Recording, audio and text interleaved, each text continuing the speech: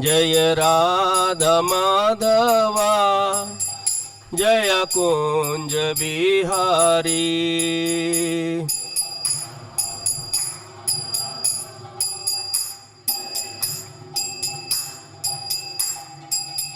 जय गोपी जन वल्लभा जय गिरिवर धारी।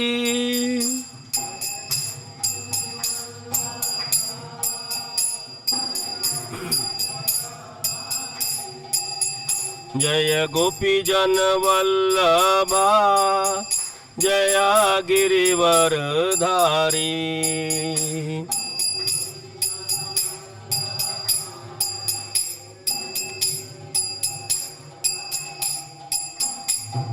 यशोदानंदन व्रज जन रंजन यशोदानंदन व्रज जन रंजन। यशोदानंदन व्रज जन रंजन। यशोदानंदन व्रज जन रंजन। यमुना तीरा वनचारी। यमुना तीरा वनचारी। जय राधा माधवा जय कुंज बिहारी।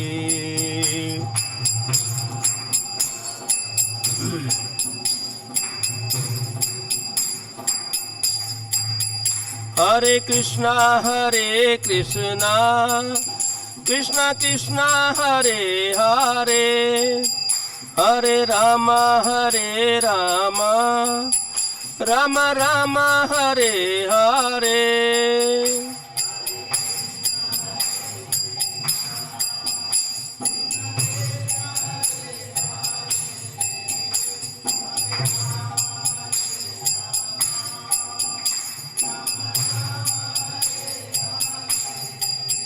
हरे कृष्णा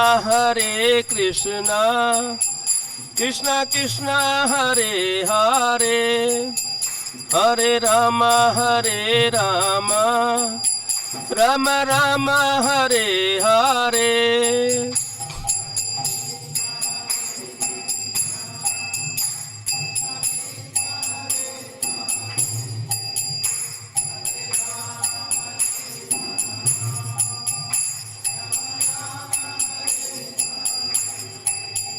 हरे कृष्णा कृष्णा कृष्णा हरे हरे, हरे राम राम राम हरे हरे।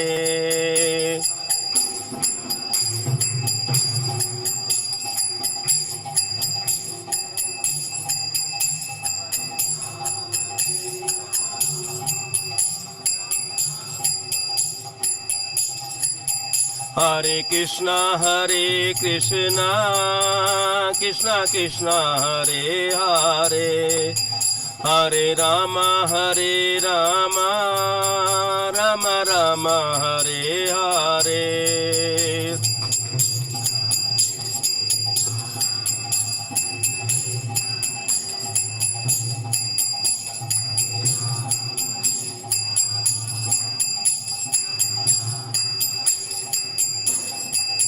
जय राधा माधवा जय कुंज बिहारी।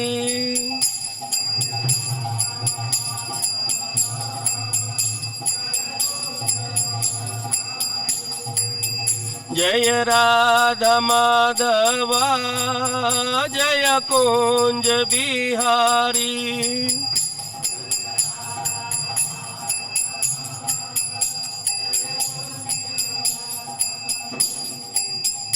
जय राधा माधवा जय कुंज बिहारी।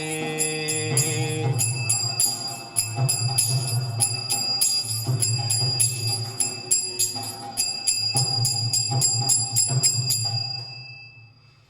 श्री राधा माधव जी की, श्री श्री कुंज बिहारी जी की, श्री राधा गोविंद देव जी की, राधा श्याम सुलता विशाखा देवी जी की, श्री श्री कृष्ण बलराम की, श्री श्री गौ नित्याय जी की, शिला प्रभुपाद की, शिला गुरुदेव की, नित्याय गौर प्रेमानंदे हरि हरि बोल। हरे कृष्णा प्रभु जी माता जी।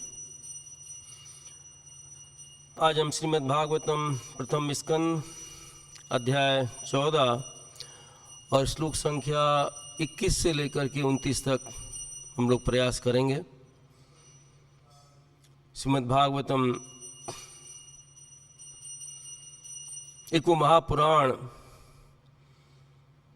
जो भगवान से भिन्न है, उनका स्पर्श मात्र ही हमारे जीवन में शुभता लेकर के आता है। तो भागवत जी में प्रवेश करने से पहले हम लोग सबका आशीर्वाद लेंगे, मंगलाचरण करेंगे और उसके बाद भागवत जी में हम लोग प्रवेश करेंगे। ओम अज्ञानतिमिरन्धस्य ज्ञानाञ्जनशलाकया चक्षुरुन्मीलितं येन तस्मै श्रीगुरुवे नमः। श्रीचैतन्यमनोभीष्टं स्थापितं येन भूतले स्वं रूपकदा मह्यं ददाति स्वपदान्तिकं। वन्देऽहं श्रीगुरो श्रीयुतपदकमलं श्रीगुरुन् वैष्णवांश्च। श्रीरूपं साग्रजातं सगणरघुनाथन्वितं तं सजीवं साद्वैतं सावधूतं परिजनसहितं कृष्णचैतन्यदेवं श्रीराधा कृष्णपादां च सगणललिता श्रीविशाखान्वितांश्च। हे कृष्ण करुणा सिंधु दीनबंधु जगतपते गोपेश गोपिका कांत श्री राधा कांत नमोस्तुते। तप्त कांचन गौरांगी श्री राधे वृंदावनेश्वरी वृषभानुसुते देवी प्रणमामि हरिप्रिये। वाञ्छाकल्पतरुभ्यश्च कृपा सिन्धुभ्यैव च पतितानां पावनेभ्यो वैष्णवेभ्यो नमो नमः। जय श्री कृष्ण चैतन्य प्रभु नित्यानंद श्री अद्वैत गदाधर श्रीवासादि गौर भक्तवृंद। हरे कृष्ण कृष्ण कृष्ण हरे हरे, हरे राम राम राम हरे हरे। हरे कृष्ण कृष्ण कृष्ण हरे हरे, हरे राम राम राम हरे हरे। हरे कृष्ण कृष्ण कृष्ण हरे हरे, हरे राम राम राम हरे हरे। नारायणं नमस्कृत्य नरं चैव नरोत्तमं देवीं सरस्वतीं व्यासं ततो जयमुदीरयेत्। नष्टप्रायेषु भद्रेषु नित्यं भागवत सेवया श्लोके भक्तिर्भवति नष्टकी। ओम नमो भगवते वासुदेवाय।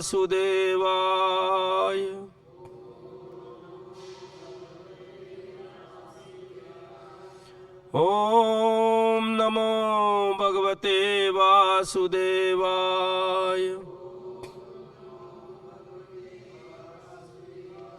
ओम नमो भगवते वासुदेवाय।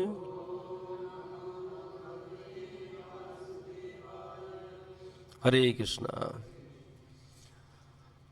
तो 21 से 29 तक हम लोग को करना है। तो हम लोग 29 वाला श्लोक है पहले रिसाइट करेंगे, उसके बाद हम लोग उसमें जाएंगे। आसते कुशलम कच्चित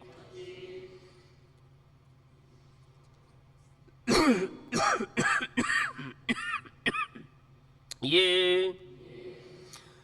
यच्च शत्रुजित आदयः कच्चित आस्ते सुखम रामः भगवान सात्वतां प्रभुः आसते कुशलं कच्चित् ये च शत्रुजिदादयः कच्चिदादस्ते सुखं रामो भगवान सात्वतां प्रभुः आसते कुशलं कच्चित् ये च शत्रुजितादयः कच्चिदास्ते सुखं रामो भगवान सात्वतां प्रभुः आसते कुशलं कच्चित् ये च शत्रुजिदादयः कच्चिदादस्ते सुखं रामो भगवान सात्वतां प्रभुः। कृपया दोहराइए।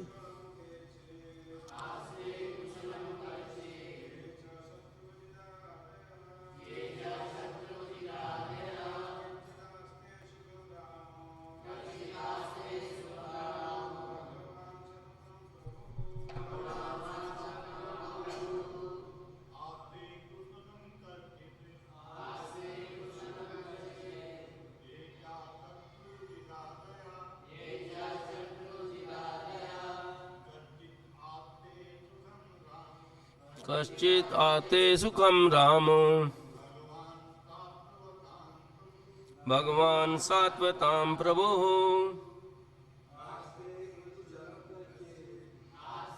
कुशलं कश्चित् ये च शत्रुजिदादयः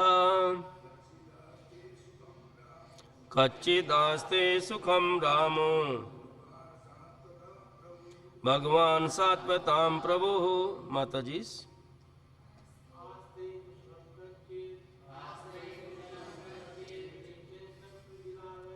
ये च शत्रुजिदादयः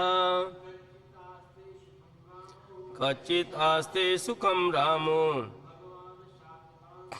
भगवान सात्वतां प्रभुः। माता जी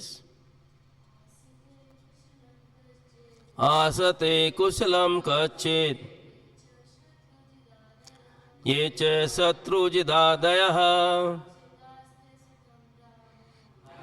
आते सुखं रामो तां प्रभुः। हरे कृष्णा।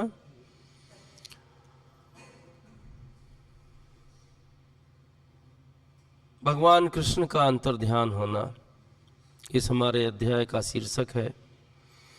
युधिष्ठिर महाराज अर्जुन के आने के बाद में अपने हृदय के जो उद्गार हैं वो प्रकट कर रहे हैं। अब तक उन्होंने भीम से उनका डर प्रकट किया था। उनका डर क्या था कि हमारे जीवन से, जो हमारे जीवन का सर्वोत्तम निधि है, धन है, वो जाने की आशंका। अपशकुन बहुत सारे उन्होंने बताए। आप लोगों ने कल सब अपशकुन के बारे में सुना है।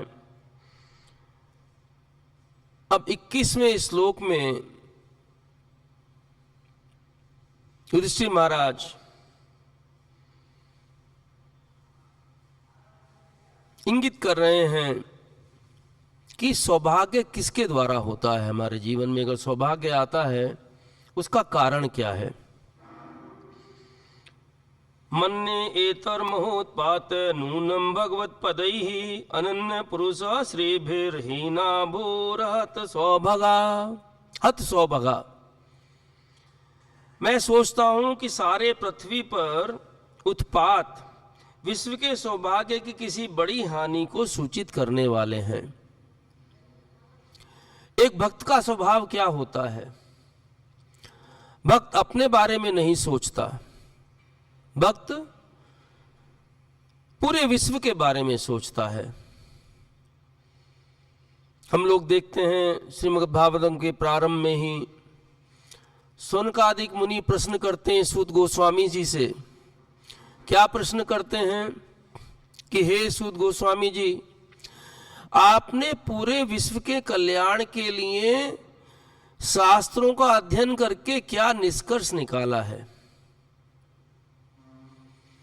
तो जिन भक्तों की मनोस्थिति ऐसी होती है कि वो केवल जन कल्याण के बारे में सोचते हैं, वो भक्त भगवान को बहुत प्रिय होते हैं। इसी प्रकार हम लोग देखते हैं तीसरे स्कंद में जाकर के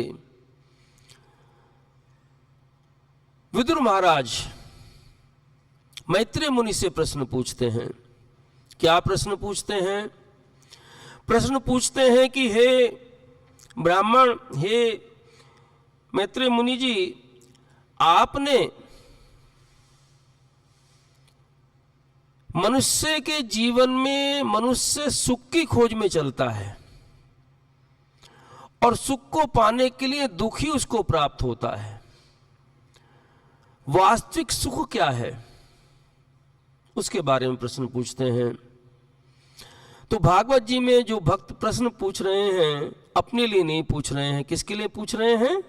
जन कल्याण के लिए, विश्व के लिए। ऐसे भक्त भगवान को बहुत प्रिय हैं। हम लोग स्वार्थी हो जाते हैं तो हम लोग अपना धन, वास्तविक धन जो है, भक्ति खो देते हैं, भगवान का प्रेम खो देते हैं। स्वार्थ हमारे लिए बहुत हानिकारक है। युधिष्ठिर महाराज कह रहे हैं कि विश्व के सौभाग्य को किसी बहुत बड़ी हानि को सूचित करने वाले हैं। क्या सूचित करने वाले हैं? जितने अपशकुन हो रहे हैं।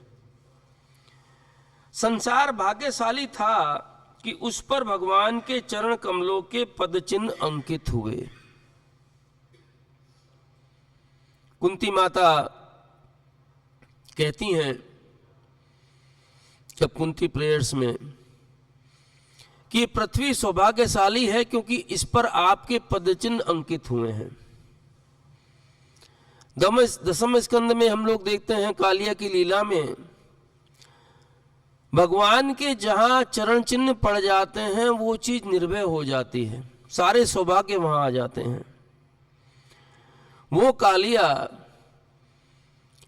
जिसको गरुण जी के भय से यमुना जी के हृदय में आके छुपना पड़ा, उसको भय था कि किसी भी समय अगर मैं बाहर जाऊंगा तो गरुड़ जी मेरा विनाश कर देंगे।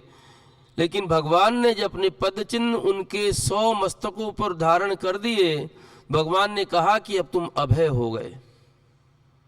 भगवान के चरण चिन्ह जिसके हृदय में धारण हो गए, गोपियों के हृदय में धारण हो गए, वो अभय हो गई। किंतु ये लक्षण सूचित कर रहे हैं कि अब आगे ऐसा नहीं होगा। आभास युधिष्ठिर महाराज को हो चुका है। जितने अपशकुन हुए हैं उसका कारण एक ही है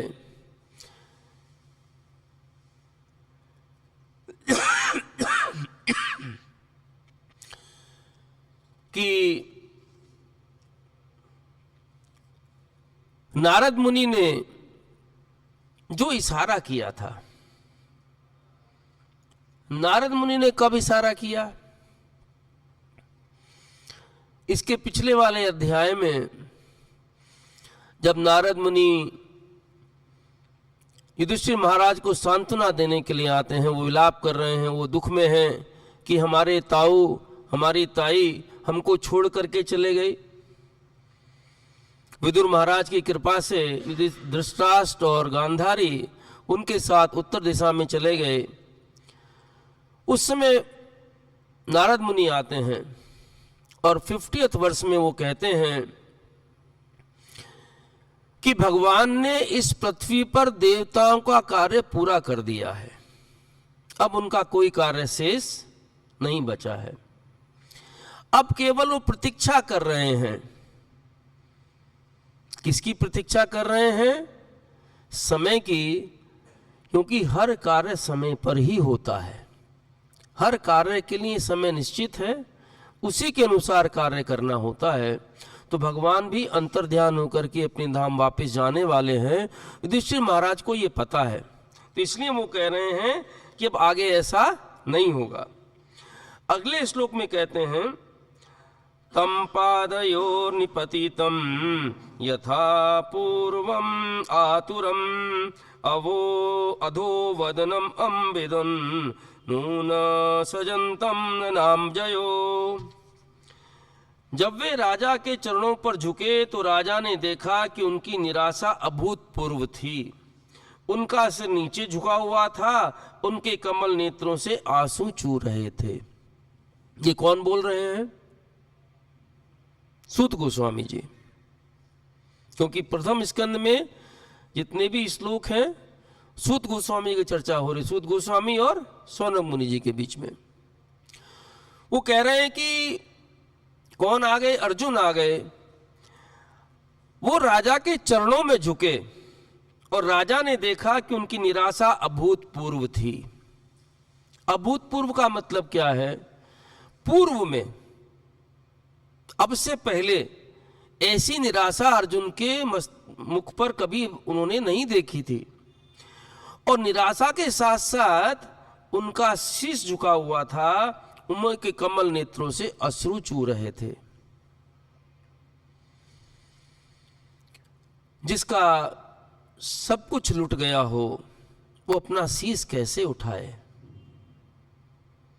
उसका शीश तो झुक ही जाएगा। तो अर्जुन का शीश झुका हुआ है, कमल नेत्रों से अश्रु चू रहे हैं। हमारी आंखों से अश्रु कब निकलते हैं? दो अवसर पर, या तो बहुत किसी का वियोग हुआ हो, बहुत हम कष्ट में हों, कभी हर्ष मिश्रित अश्रु भी हमारे आंखों से निकलते हैं। बहुत हर्ष हो तो भी आंसू निकलते हैं। अर्जुन के जीवन में वो विषाद आया है, 15वें अध्याय में हम जाकर के देखेंगे, अर्जुन चर्चा करेंगे कि मैंने उनको खो दिया है जिनकी कृपा से ये गांडीव मैं धारण करता था, जिनकी कृपा से मैंने महाभारत युद्ध में सबके ऊपर पार पा लिया। तो वो अर्जुन भगवान को खो देने के बाद में, उनके जीवन से जाने के बाद में इतने दुखी हैं कि जैसे ही उन्होंने युधिष्ठिर महाराज को देखा तुरंत उनका शीश उनके चरणों में झुक गया। हमारे जीवन में जब भी कोई विपदा आए, हमारे जीवन में सबके जीवन में विपदा आती है, ऐसा तो कोई नहीं है विपदा नहीं आती। जब भी कोई विपदा आए उसका समाधान क्या है? हमारे जो गुरुजन हैं, हमारे जो बड़े हैं, उनके चरणों का आश्रय लेना। शीश झुकने का मतलब यहां पर क्या है कि अर्जुन ने युधिष्ठिर महाराज के चरणों का आश्रय लिया, क्योंकि अर्जुन सोच रहे हैं कि मैंने भगवान के श्री चरणों का आश्रय खो दिया है। वास्तव में खोया नहीं है, उसकी चर्चा आगे जाकर के आएगी, लेकिन इसीलिए बहुत विषाद में अर्जुन हैं। अभी युधिष्ठिर महाराज कह रहे हैं,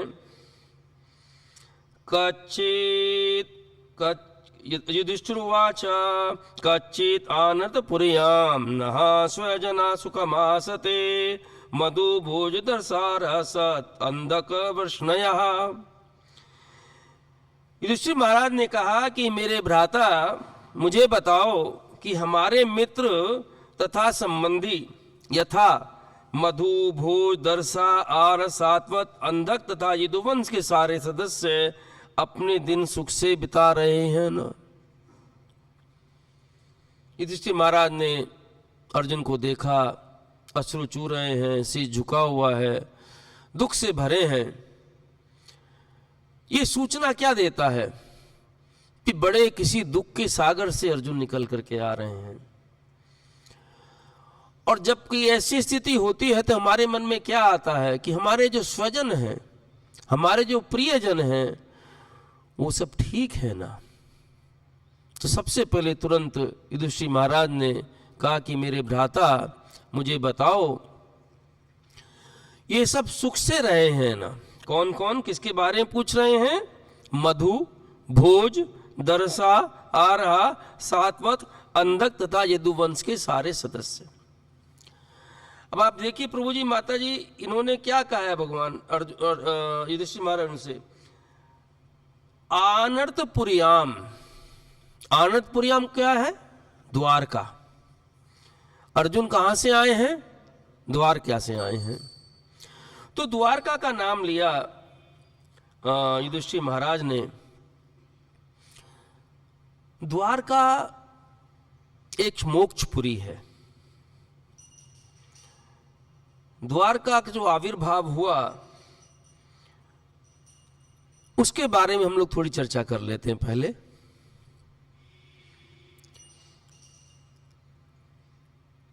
मनु महाराज के पुत्र हुए सरयाती।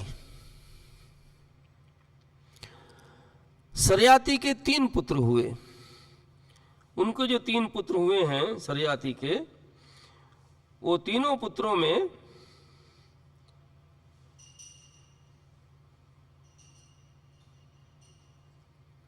सबसे मझले जो हैं आनर्त। और सरयाती महाराज ने 10,000 वर्ष तक तप किया, और तप करने के बाद में उत्तानबरही, आनर्त और भूरिसेन, ये 3 पुत्र उनको उत्पन्न हुए। बहुत राज्य किया, शासन किया। तो सरयाती महाराज ने जब उनका वन जाने का समय हुआ तो उन्होंने पूरी पृथ्वी को 3 भागों में बांट करके अपने पुत्रों को दे दिया। लेकिन उनसे एक बात कही कि मैंने पृथ्वी का अर्जन अपनी बलिष्ठ भुजाओं के द्वारा किया है और मैं इसको आपको दे रहा हूं। दोनों पुत्रों ने ग्रहण किया, उत्तानबरी और भूरिसेन। लेकिन जो आनर्त उनके पुत्र हैं, उन्होंने कहा, हे पिताजी, ये सारी पृथ्वी श्री कृष्ण देव की है, आप कैसे कह रहे हैं आपकी है? पृथ्वी तो किसी के अधिकार में रही नहीं अभी तक, ये भगवान की है। आप कैसे कह सकते हैं ये आप किसी को दे रहे हैं? जो रजोगुणी व्यक्ति होते हैं उनके अहम को जब ठेस लगती है, वो कुछ ना कुछ ऐसा कर जाते हैं जो नहीं करना चाहिए। लेकिन भगवान की लीला है। सरयाती महाराज ने कहा कि आनर्त, तुम अपने को बड़ा विद्वान समझते हो और ये सोचते हो कि सब कुछ भगवान ही करेंगे, तो जाओ मैं तुम्हें अपनी राज्य से निष्कासित कर देता हूं। पिताजी, आपने राज्य से निष्कासित कर दिया, लेकिन मैं कहां जाऊं? सारी पृथ्वी आपकी है। तो आनर्त महाराज वहां से निकले और समुद्र में जाकर के तपस्या की। उन्होंने समुद्र के किनारे जाकर के तपस्या की। उन्होंने भी 10,000 वर्ष तक तपस्या की, और तपस्या करने के बाद में भगवान प्रसन्न हुए। भगवान ने दर्शन दिया और भगवान ने कहा कि मैं तुम्हें वरदान देना चाहता हूं, क्या वरदान चाहते हो? कथा बताई, मुझे कोई ऐसा भूभाग दीजिए, पृथ्वी दीजिए जिसमें मैं रह सकूं। भगवान ने कहा, पृथ्वी एक ही है लोक में, पूरी सृष्टि में, दूसरी पृथ्वी आ नहीं सकती। 100 योजन का गोलोक से एक खंड लाकर के मैं तुमको देता हूं। उस खंड की को कहां स्थापित किया भगवान ने? समुद्र के अंदर। और उसका बेस क्या बनाया? अपने सुदर्शन चक्र की धुरी बनाई और उसको स्थिर करके आनर्त को दे दिया। इसलिए आनर्तपुरी कहा जाता है उसको। और ये मोक्षपुरी है। आनर्तपुरी मोक्षपुरी है। ये कथा हमको गर्ग संहिता द्वारका खंड के 9वें अध्याय में प्राप्त होती है। तो ये करने के बाद में जो इनका वर्णन आया है, मधु, भोज, ये सब कौन है और हमको इसके बारे में जानना भी क्यों चाहिए?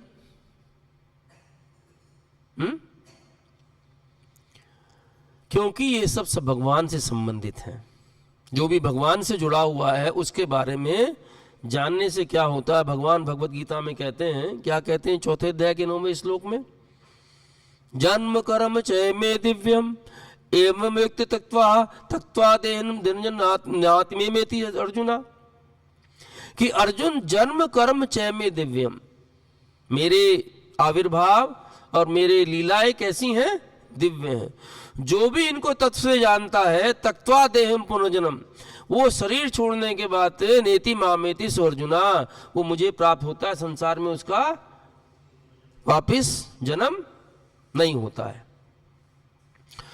तो ये जो वंश हैं जिनका युधिष्ठिर महाराज ने वर्णन किया है, से भगवान से जुड़े हुए हैं। 9वें स्कंद के 22, 23 और 24 3 अध्याय हैं जिसमें हमको इसका वर्णन मिलता है। देखिए, जितने भी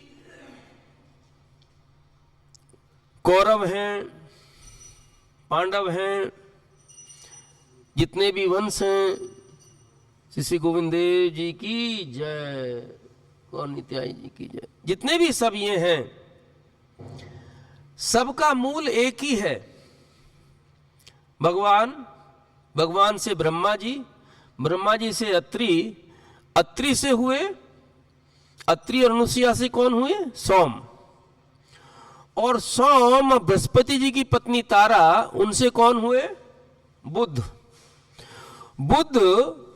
और सुदम्नु महाराज जो हैं, जो माता पार्वती और शिव जी का जो एक क्षेत्र है, जहां कोई भी पुरुष जाता है तो वो स्त्री बन जाता है, घोड़ा घोड़ी बन जाता है, उस क्षेत्र में गलती से चले गए तो स्त्री बन गए, तो उनका नाम पड़ गया इला।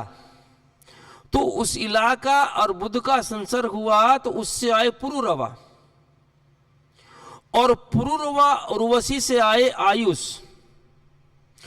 तो पुरुरवा उर्वशी की जो पूरी वंश प्रणाली है, उसी में कुरु भी आए, उसी में यदु भी आए, उसमें सब आए।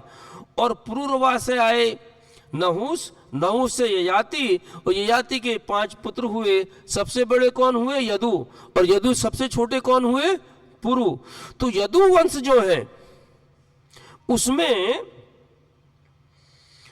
यदु के जो 100 पुत्र हुए, उनमें सबसे बड़े पुत्र हैं मधु, तो मधु वंश का नाम आया। और भगवान को माधव इसलिए भी कहते हैं कि ये उनका वंश है, मधु वंश। मधु के भी 100 पुत्र हुए, उनके भी 100 पुत्र हुए, और सबसे बड़े हैं वृष्णि, तो वृष्णि वंश हो गया। भगवान को वृष्णि वंशी भी कहते हैं। और जो वृष्णि वंश हुआ, उसकी भी अलग अलग ब्रांच हो गई। तो वृष्णि वंश से उनके पुत्र हुए स्वफल्क, स्वफल्क के पुत्र अक्रूर, जो भगवान के संबंधी हैं, चाचा हैं। फिर उसी वंश में जाकर के रोहिणी माता हुई, जो बलराम जी की माता है। और वृष्णि से सिनी आए, और सिनी से सात्यकी, जो सात्यकी महाभारत के युद्ध में भगवान के साथ पांडवों के लिए लड़े। और वृष्णि से ही हृदयक आए, हृदयक से कृतवर्मा आए। कृतवर्मा किसके साथ लड़े हैं, कौरवों के पक्ष में लड़े हैं।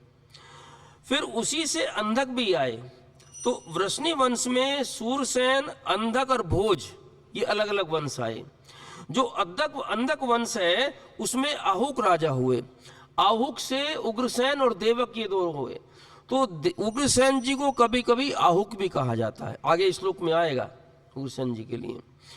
तो ये देवक हैं, उनकी 8 कन्याएं, जो देव की बड़ी सबसे बड़ी हैं, उनका विवाह सूरसेन जी के पुत्र वासुदेव जी से हुआ। तो ये वंश हो गया।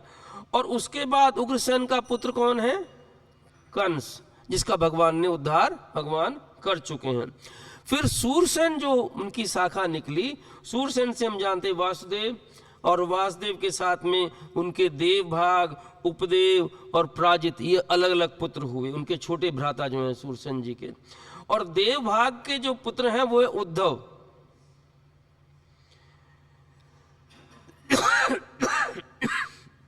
इस प्रकार से सारा जो वंश है पूरे संसार में फैला। द्वारका के अंदर जब हम देखते हैं कि 38 मिलियन तो भगवान के वंश के बच्चों को पढ़ाने के लिए टीचर्स हैं। आप सोचिए कितना बड़ा वंश है।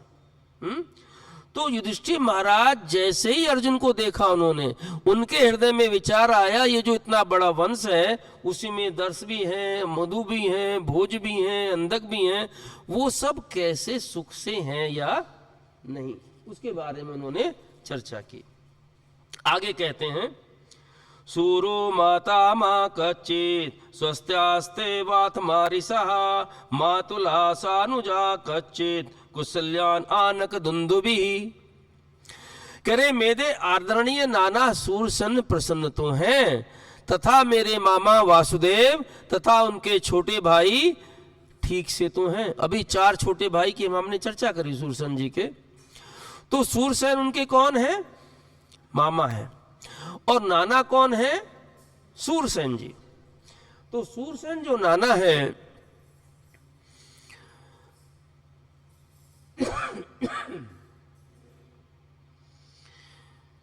उनकी पुत्री इसी वंश में आ जाकर के कुंती भोज राजा हुए, जिनसे कुंती का विवाह हुआ, प्रथा का विवाह हुआ। उनका नाम क्या है? प्रथा। वहां जाकर के कुंती नाम पड़ गया। तो कुंती इनकी माता है, युधिष्ठिर महाराज की, पांडवों की माता है। तो सूरसेन कौन हो गए? नाना हो गए। और वसुदेव जी कौन हो गए?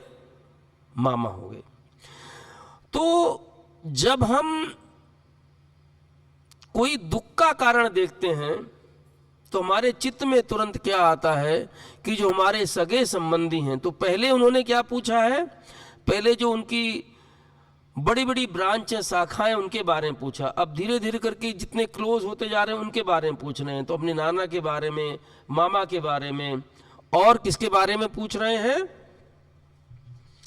कह रहे हैं कि देवकी आदि उनकी पत्नियां परस्पर बहनें हैं, तथा वे तथा उनके पुत्र बहुएं सब सुखी से तो हैं। उनके सारे बारे में पूछ रहे हैं। अब आज के जो हमारे 2 श्लोक हैं उसके बारे में हम चर्चा करेंगे। 28वें श्लोक पूछ रहे हैं, कच्चित राजा आहु को जीवत असत्य पुत्रो स चानुजः हृदय का ससुतो अक्रूरो जयंत गद सारणः। क्या पूछ रहे हैं? क्या उग्रसेन, जिसका पुत्र दुष्ट कंस था तथा उसका छोटा भाई अब भी जीवित हैं, क्या हृदय तथा उसको पुत्र कृतवर्मा कुशल से हैं? अब किसके बारे में पूछा है? उग्रसेन जी के बारे में पूछा। संसार में हमारे पास सबसे बड़ा धन क्या है? भगवान और भगवान की कथाएं। तो कंस ने जिस प्रकार से संसार में अत्याचार किए, गर्ग संहिता में उसका बड़ा डिटेल में वर्णन मिलता है। कंस के हम लोग जो उसके जो असुर साथी हैं, चाहे वो बकासुर, अघासुर, पूतना आदि आदि जितने भी असुर मिले हैं, वो सब उनके साथ में कैसे हो गए? कंस के साथ में। हम जानते हैं कंस पूर्व जन्म में कौन था? कालनेमी। और कालनेमी का वध होने के बाद में तपस्या करके वरदान लेकर के वरदान ले लिया उसने, कंस ने, कि मैं किसी के द्वारा मारा ना जाऊं, किसी भी देवता के द्वारा मारा ना जाऊं। और जब वरदान ले लिया और जब वो कालनेमी कंस के रूप में आया, एक छोटी सी घटना बताता हूं जिसके द्वारा आपको आभास हो जाएगा। भगवान ने कोलियापीड़ का वध किया, आप सब जानते हैं। कोलियापीड़ हाथी के अंदर 10,000 हाथियों का बल था। और कंस की पत्नी का नाम है आपती और प्राप्ति, जो किसकी पुत्री हैं? जरासंध की। तो विवाह कैसे हुआ कि कंस छोटा था, कुमार ही था। उस समय कंस के बल का वर्णन देखिए कि कोलियापीड़ किसके पास था? जरासंध के पास था। और जरासंध ने एक बार भ्रमण करते करते मथुरा के पास अपना शिविर डाल दिया। कुवलयापीड़ हाथी को इतना बल था, उसको लोहे की बड़ी बड़ी जंजीरों में बांध करके रखा जाता था, अन्यथा विनाश करता था। एक बार वो कुवलयापीड़ उन जंजीरों को तोड़ करके भाग चला, उसको कोई पकड़ नहीं पा रहा था, तो कुवलयापीड़ भागते भागते कहाँ आ गया, जहां कंस मल्लयुद्ध कर रहा था, उस अखाड़े में आ गया। कंस ने कुवलयापीड़ को देखा, उसकी सूंड पकड़ी, उसको मरोड़ा, चारों तरफ घुमाया, 100 चक्कर लगाए और वापस फेंक दिया। वो जाकर के कहाँ गिरा, वापस जरासंध के शिविर में गिरा। जरासंध आश्चर्यचकित हो गया, ऐसा कौन बली है जो कुवलयापीड़ को इस तरह से घुमाकर फेंक सकता है। और उस समय जरासंध ने पता लगाया तो कंस के साथ अपनी दोनों पुत्रियों का विवाह कर दिया। इतना बली कंस था, अति बली। तो उस कंस के बारे में, जो उसके पिता है उग्रसेन, तो भगवान की लीलाओं का आधार बनता है। कंस भी लीलाओं का एक आधार है, तो इसलिए चर्चा उसकी भी आती है, तो उसके बारे में पूछ रहे हैं। और उग्रसेन के छोटे भाई, अभी हमने चर्चा करी उग्रसेन के छोटे भाई के बारे में। तो आहुक पिताजी उग्रसेन, और छोटे भाई कौन है, इतनी जल्दी भूल गए, देवक, जिनकी पुत्रियों से विवाह हुआ किसका, वसुदेव जी का। आज के श्लोक में हम चर्चा करेंगे, थोड़ा पढ़ लेते हैं पहले। आसते, बोलिए, कुछ सब हैं कुशलम आनंद से, कच्चित क्या ये वे च भी शत्रुजित आदय आदि, कच्चित क्या आस्ते वे हैं सुखम अच्छी तरह, राम बलराम भगवान सात्वताम भक्तों के प्रभु रक्षक। अनुवाद तात्पर्य डिवाइन ग्रेस इसी भक्तिदान स्वामी शिला प्रभुपाद की।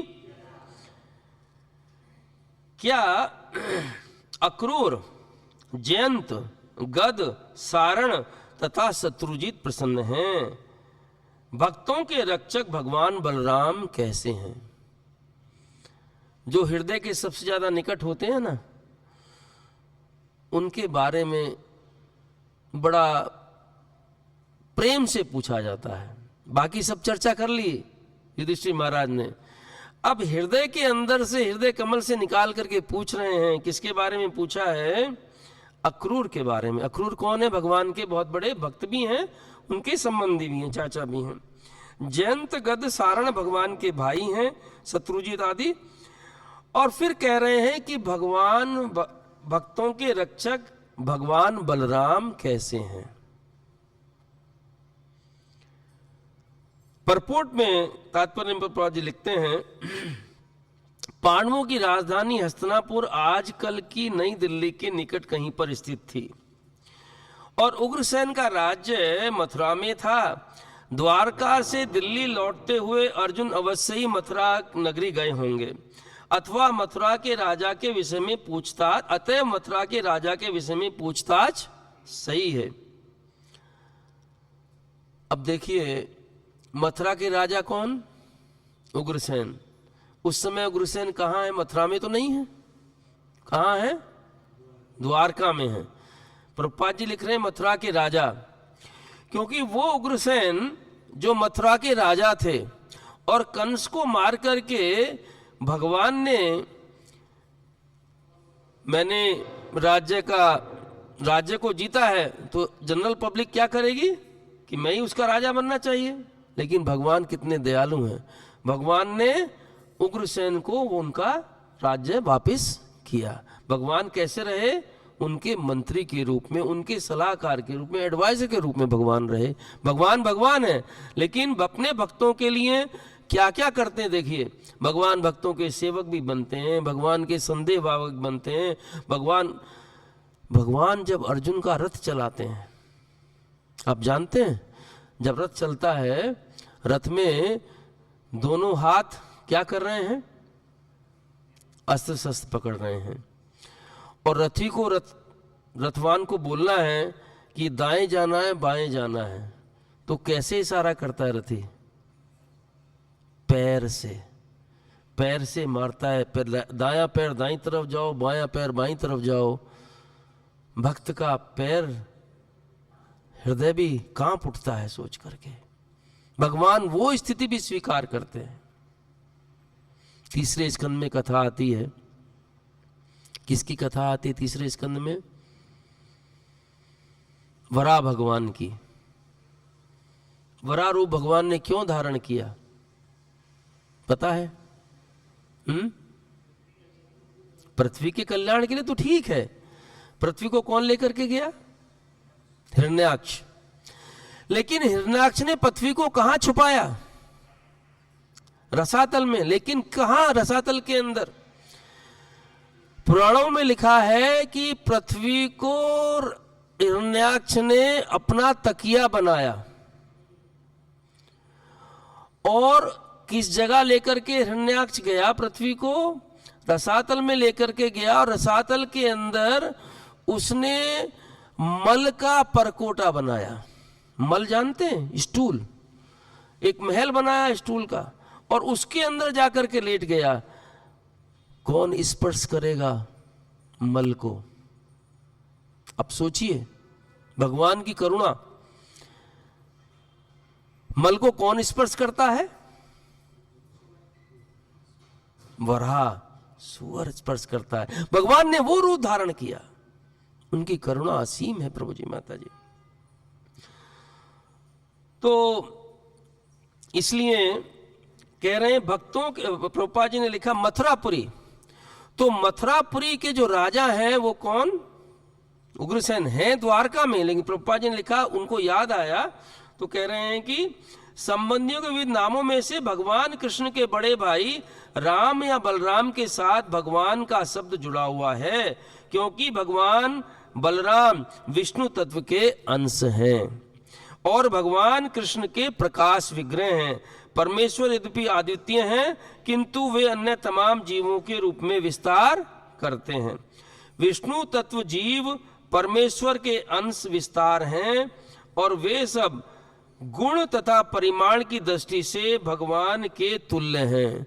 तो भगवान बलराम भी भगवान के ही तुल्य हैं। लेकिन जीव शक्ति के अंश सामान्य जीवों की श्रेणी में आते हैं। तो जितने भी जीव शक्ति के अंश हैं वो सब सामान्य जीवों की श्रेणी में आते हैं। वे भगवान के तुल्य नहीं हैं। और जो कोई जीव शक्ति तथा विष्णु तत्व को समान स्तर पर मानता है वह संसार का अधम जीव समझा जाता है। बड़ी वार्निंग प्रभुपाद जी यहाँ पर दे रहे हैं। जो जीव तत्व हैं कभी भी उनको भगवान के विष्णु तत्व की श्रेणी में नहीं रखना हमको चाहिए। वे समस्त भक्तों के गुरु हैं और उनकी हेतु की कृपा से पतित आत्माओं का उद्धार होता है। भगवान चैतन्य के आविर्भाव के समय श्री बलदेव नित्यानंद प्रभु के रूप में प्रकट हुए थे, जिन्होंने जगाई माधाई नामक दो अत्यंत अधम जीवों का उद्धार अपनी अहतु की कृपा द्वारा किया। अतएव यहाँ इसका विशेष उल्लेख है कि बलराम भगवत भक्तों के रक्षक हैं। उनकी दैवी कृपा से ही कोई परमेश्वर कृष्ण तक पहुंच सकता है। अतएव श्री बलराम भगवान के कृपा अवतार हैं, जो गुरु के रूप में शुद्ध भक्तों के ताता के रूप में प्रकट होते हैं। अब युधिष्ठिर महाराज पूछ रहे हैं किसके बारे में? बलराम जी के बारे में। हम सब जानते हैं कि बिना उनकी कृपा के, बलराम जी कृपा के भगवान की प्राप्ति नहीं हो सकती, जो परपोर्ट में प्रभुपाद जी ने भी लिखा है। कोई गुरु तत्व हैं भगवान बलराम जी। और प्रभुपाद जी ने रेफरेंस दिया चैतन्य चरितामृतम का, जगाई मधाई का, हम सब जानते हैं उनके बारे में। लेकिन बलराम भगवान, जितनी भी भगवान की लीलाएं हैं, चाहे वो वृंदावन लीला हो, मथुरा लीला हो या द्वारका लीला हो, सब में भगवान के अग्रज होते हुए भी भगवान के ऊपर इतना वात्सल्य रखते हैं कि वो भी उनका सेवा ही बन जाता है। बलराम भगवान अनंत शेष के रूप में भगवान के लिए क्षीर सागर में उनके सैया भी बनते हैं, उनका छाता भी बनते हैं, उनके लिए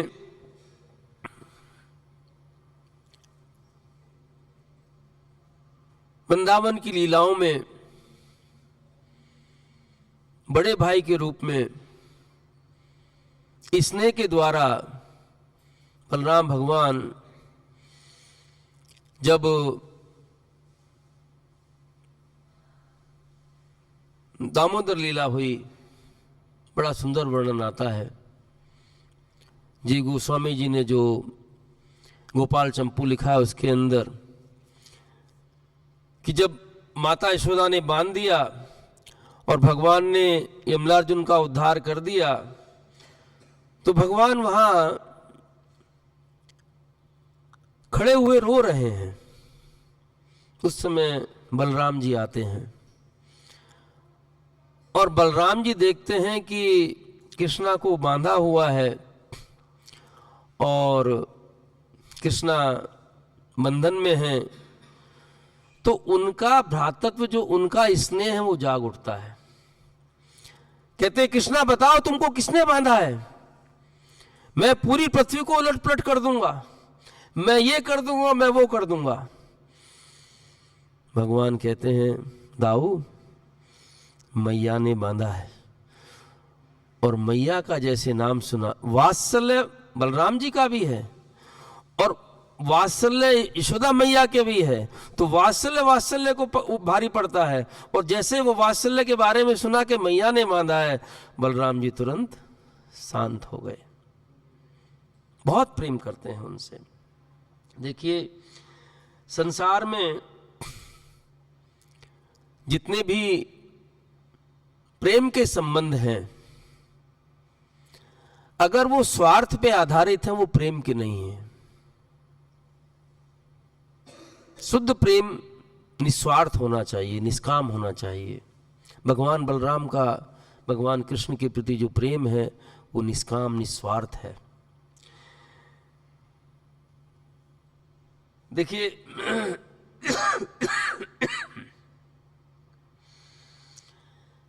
जैसे शुरू में कहा कि जितने भी वंश के बारे में पूछ रहे हैं युधिष्ठिर महाराज, और 9वें स्कंद में पूरे चंद्रवंश की कथा आती है।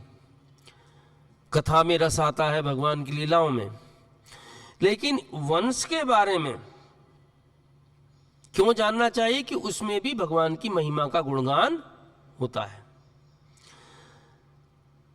जब 10वां स्कंद आरंभ होता है, 10वें स्कंद के पहले अध्याय में ही 4थे श्लोक में कहा गया है कि निवृत्त तरसेर उपगीयमानात् भव औषधात् कर्णो अभिव्रामात् का उत्तम श्लोक गुणानुवादात् पुमानुजेत विना पशुनाथ। सुखदेव गोस्वामी जी क्या कह रहे हैं कि परमेश्वर की महिमा का गुणगान परंपरा में किया जाता है। इसके पहले 9वें स्कंद में 22, 23, 24 तीनों अध्याय में सुखदेव गोस्वामी चंद्रवंश का पूरा वर्णन कर चुके हैं। अब उसको समराइज कर रहे हैं। क्या कह रहे हैं कि परमेश्वर की महिमा का गुणगान परंपरा में किया जाता है, तो उनकी वंश परंपरा जानना भी हमारे लिए जरूरी है। अर्थात गुरु से शिष्य तक पहुंचाया जाता है। भगवान से ब्रह्मा, ब्रह्मा से अत्रि, वो हमने चर्चा की ऑलरेडी। ऐसा गुणगान उन लोगों को भाता है जो ब्रह्मांडीय अभिव्यक्ति के झूठे क्षणिक गुणगान में रुचि नहीं रखते। जो भगवान के गुणगान में ही रुचि रखते हैं, उनके लिए ही ऐसा गुणगान लाभदायक है। जिसका इसके अंदर श्रद्धा ही नहीं है, उसको ऐसा सुनाना भी नहीं चाहिए। फिर कह रहे हैं कि भगवान का वर्णन जन्म मृत्यु के चक्र में फंसे बद्ध जीव के लिए उचित औषधि है। भव औषधात्, संसार के भवसागर से निकलने की औषधि क्या है? भगवान के गुणों का वर्णन। और वो भी किस रूप में? उनके परंपरा में। इसलिए कसाई स्वयं को मारने के अलावा भला ऐसा कौन होगा जो भगवान के गुणगान को सुनना बंद करेगा। भगवान का गुणगान हमेशा हमेशा सुनते रहना चाहिए। उनके गुणगान के सुनने मात्र से ही हमारे हृदय की शुद्धि होती है। पहले स्कंद में दूसरे अध्याय में आई थिंक 11वें श्लोक से 20वें श्लोक तक पूरी विधि दी हुई है, साइंटिफिक प्रोसेस दी हुई है, किस तरीके से हमके भगवान की भक्ति और भगवान हमारे हृदय में आकर के विराज जाते हैं। उसमें यह कहा गया है कि हमारी जितनी भी वृत्ति हैं, वृत्ति किसको कहते हैं? हमारे कार्य, जो भी हमारी वृत्ति हैं, उनका उद्देश्य क्या होना चाहिए? केवल भगवान की प्रसन्नता। अन्यथा क्या हो जाता है? वो श्रम एवि केवलम, वो केवल श्रम के समान हो जाती हैं।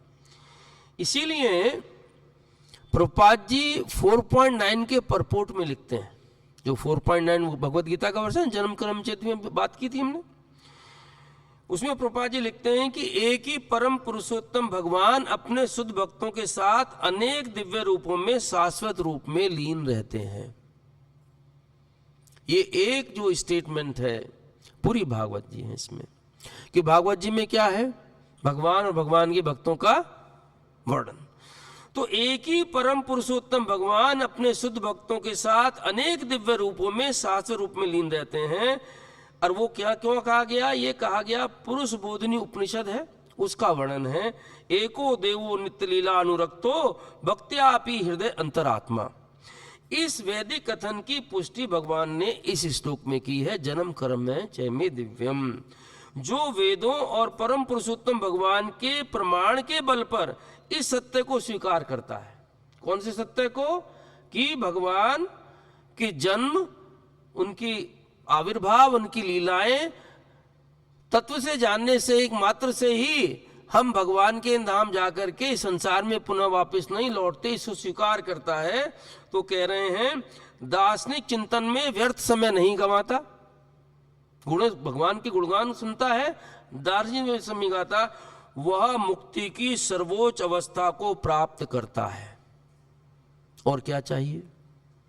वो क्या प्राप्त करता है? मुक्ति की सर्वोच्च अवस्था को। और मुक्ति की सर्वोच्च अवस्था क्या है? यहां बैठे बैठे भी हम मुक्त हो सकते हैं, बद्ध तो है ही है। बैठे बैठे कैसे मुक्ति किससे हमको पानी है? आप सोचिए प्रभु जी, माता जी, मुक्ति किससे पानी है? इन भौतिक बंधन से मुक्ति पानी है। और भौतिक बंधन से मुक्ति कब मिलेगी? जब हम कपिल भगवान 3:5-20 में माता देवहूति को बताते हैं कि जब हम अपनी आसक्ति जो भौतिक पदार्थों के प्रति है उससे हटा करके भगवान के प्रति अपनी आसक्ति कर लेते हैं, तो हमारे मोक्ष का द्वार खुल जाता है, मुक्ति का द्वार खुल जाता है हमारा। तो इसलिए प्रभुपाद जी ने प्रभु में लिखा कि मुक्ति की सर्वोच्च अवस्था को प्राप्त करता है केवल इस सत्य को श्रद्धा पूर्वक स्वीकार करने मात्र से ही निसंदेह मुक्ति प्राप्त की जा सकती है। किसका वचन है ये? श्रील प्रभुपाद का। तो इसलिए हमारे हृदय में हमको इस तरीके से जो हमारे हृदय की आकांक्षा, आसक्ति है, वो रहेगी, उसको आप हटा नहीं सकते। प्रभुपाद जी ने 3:25-20 के परपोर्ट में लिखा है कि इच्छा को खत्म नहीं किया जा सकता, इच्छाओं को, आसक्ति को खत्म नहीं किया जा सकता, केवल उसको मोड़ा जा सकता है। मोड़ना किसके प्रति है? भगवान के प्रति हम उसको मोड़ना है। जब वो उसको मोड़ देते हैं हम लोग, तो निश्चित रूप से कपिल भगवान कह रहे हैं मुक्ति का द्वार खुल जाता है। जीवन में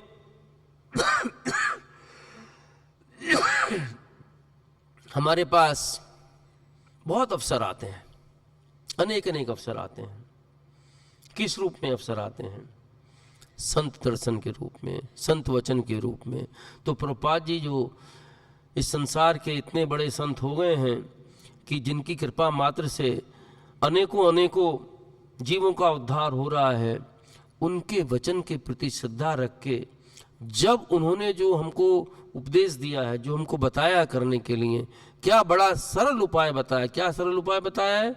16 माला जाप, भगवत दर्शन, भगवत कथा श्रवण, 4 नियमों का पालन, श्रद्धा पूर्वक आप करो तो मुक्ति निश्चित है। ये जो कथा श्रवण हम लोग करते हैं, जो युधिष्ठिर महाराज के द्वारा डिस्कशन चल रहा है, ये सब कथा श्रवण है। जब कथा श्रवण करते हैं तो ये कथा क्या करती है कि देखिए, हमारा एक लीजिए आपके पास बर्तन है, बर्तन में कुछ चीज़ भरी हुई है, उसको खाली करना है। तो खाली करने के लिए कैसे, कब करेंगे? उसके अंदर कोई दूसरी चीज़ डालेंगे तो वो खाली होगा। कैसी चीज़ डालनी चाहिए? कोई मतलब कोई लिक्विड भरा हुआ है जो बहुत लाइट वेट है। हैवी डाल देंगे उसके अंदर तो लाइट वेट लिक्विड निकलता चला जाएगा और फाइनली क्या बच जाएगा? केवल हैवी वेट लिक्विड बच जाएगा। तो संसार के जो अनर्थ हैं ये बहुत लाइट वेट है। लाइट वेट का मतलब ये है कि क्षणिक हैं, ये हमारे जीवन में जाना चाहिए इनको। तो भगवत कथा रूपी जो हम श्रवण करते हैं वो इतना हैवी वेट है, जब हमारे हृदय के अंदर वो जाता है तो ये अनर्थ धीरे धीरे समाप्त होने लगते हैं। और हमारा हृदय जब कथा रूपी श्रवण से भर जाता है तो भगवान हृदय कमल पर आकर के विराजमान हो जाते हैं। युधिष्ठिर महाराज यही शोक कर रहे हैं कि हमारे जीवन की निधि जो है वो जाने वाली है, तो उनको हर क्षण किस तरीके से भगवान को याद किया जाए, ये हमारे जीवन में एक उदाहरण के रूप में दिख रहा है कि इतनी बड़ी विपत्ति आने वाली है, लेकिन उसमें भी किसकी याद आ रही है? धीरे धीरे करके भगवान की याद आ रही है। आगे के श्लोक में भगवान कृष्ण के बारे में वो पूछेंगे। समय हो गया है प्रभु, 2 मिनट ऊपर ही हो गए, हम यहाँ विश्राम करेंगे। अगर टाइम है तो 1-2 प्रश्न ले सकते हैं, ठीक है। हरे कृष्णा। ग्रंथराज श्रीमद् भागवतम की, शिला प्रभुपाद की, शिला गुरुदेव की, नित्याय गौर प्रेमानंदे। हरि हरि बोल।